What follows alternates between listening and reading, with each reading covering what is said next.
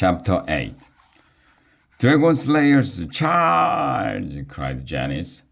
The others kept running after her, waving their swords and lances in the air.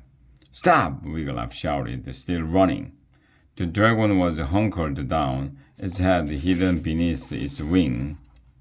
Wiglaf reached the dragon. He whirled around and stretched out his arms as he faced the oncoming mob. Mom, I said stop! Everyone stopped. Stand back, Wiglaf, Jenny said, so I can rub off the dragon's head. Do not rub. Lap, cried Wiglaf, for this is not Snagglefang, this is Worm.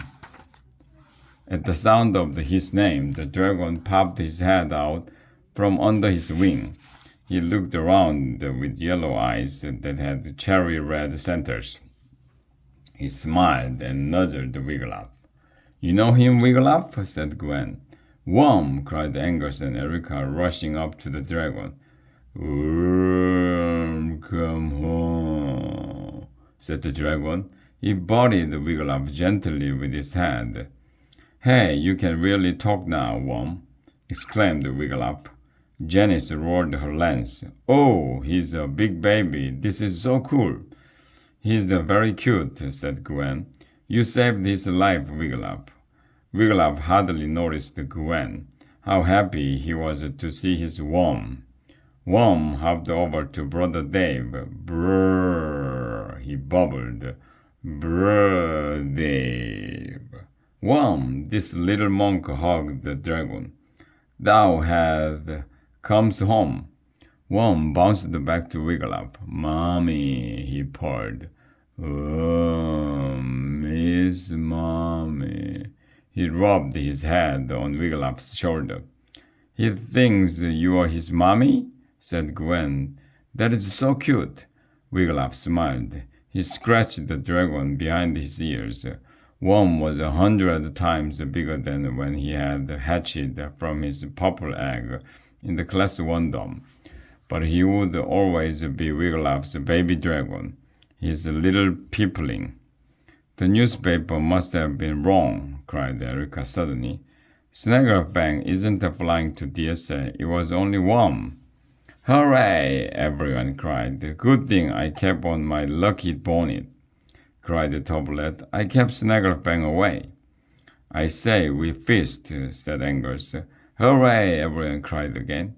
They ran toward the banquet table, but Worm bounced toward them.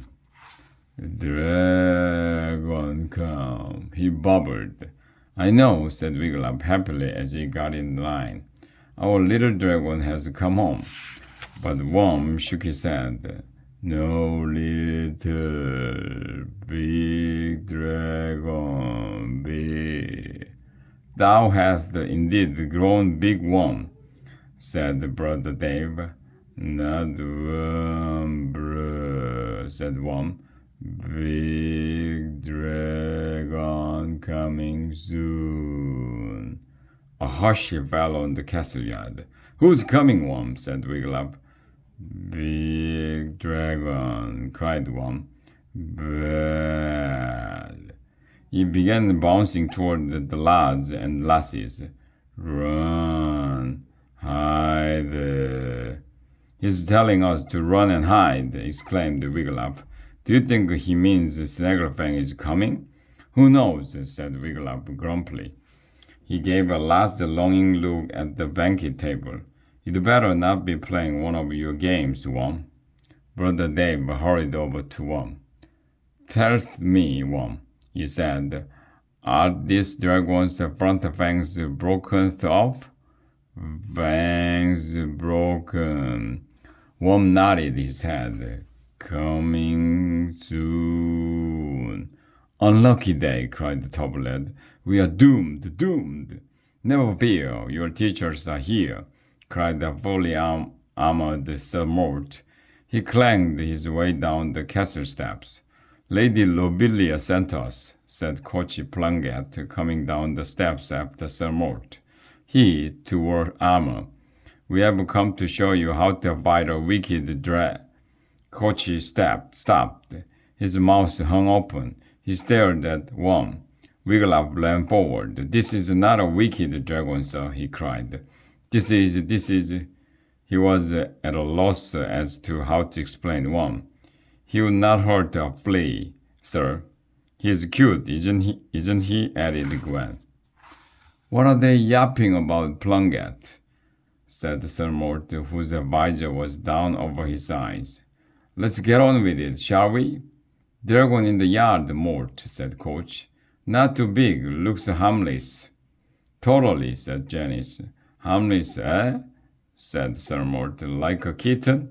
A fluffy little kid?" "We are here," said Coach, cutting off Sir Mort, "to give you new students a quickie course in dragon stalking and slaying." Worm hid behind the Wiglaf. "I'm happy to demonstrate," called Erica. Then she said, "Don't worry, Wormy. No one is going to hurt you." The princesses lined up with their swords. The rest of Class 1 stood nearby. "Stoking a fire breather is no easy matter, lads," Sir Mort began. "We are not lads," said Gwen. "We are princesses." The old knight struggled with his helmet. At last he pushed up the visor and peered out. "So you are," he exclaimed. "I know a princess once. No, wait. It was a prince, only he'd been turned into a toad. Or was it a frog? He scratched his helmet. "Sir," Erica called, "there isn't much time. Snaggerfang is coming, remember?" "Snaggerfang, eh?" said Sir Mort. "That dragon bit my shoulder, gave me a doozy of a wound. Bled like a gusher all night." "Sir, stop!" cried Wiglaf, gagging at the thought of Sir Mort's nasty wound.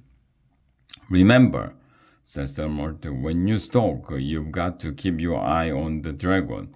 Keep your ear to the ground. Keep your hands at the ready. Keep your mind on the job. And keep your finger out of your nose." He turned to Erica. "Go on, demonstrate." But Coach Plunkett stepped forward just in time. "Thank you for that valuable stalking lesson, Sir Mort," he said. Gwen said, "There was a lesson?" Wiglaf shrugged. He turned his eyes skyward. The sky looked cloudy. Or was it smoky? "I always warm up my sleighing class with 10 laps around the castle yard," Coach Plunkett told the new lasses, "followed by push-ups, sit-ups, and chin-ups. Then, most days, one of the lads throw up." He chuckled at his joke. Suddenly, the sky grew darker and darker, and yes, Wiglaf definitely smelled smoke. "Snaggerfang is upon us," cried the top lad. "Oh, too bad. Guess we don't have time for a warm-up today," said Coach, speaking very quickly now. "We will go straight to the basic thrust and stab. Hold your sword by the handle. Step forward with your left foot. Pull back your right arm. And plunge your sword right into the dragon's gut." Smoke filled the air now. Wiglaf's air stung. If you're a lefty," Coach said quickly, "turn it all around. Questions? No? You're ready, ladies." He began backing toward the castle. "Go get that dragon. Best of luck. Ta-da!" He gave the princesses 2 thumbs up. "I'll be watching from inside." Then he turned and ran into the castle.